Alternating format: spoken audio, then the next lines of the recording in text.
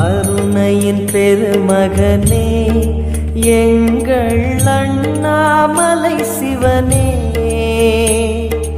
ஆடிய பாதத்தில் ஓரிடம் வேண்டும், ஆடிய பாதத்தில் ஓரிடம் வேண்டும். அருள்வாயீஸ்வரனே,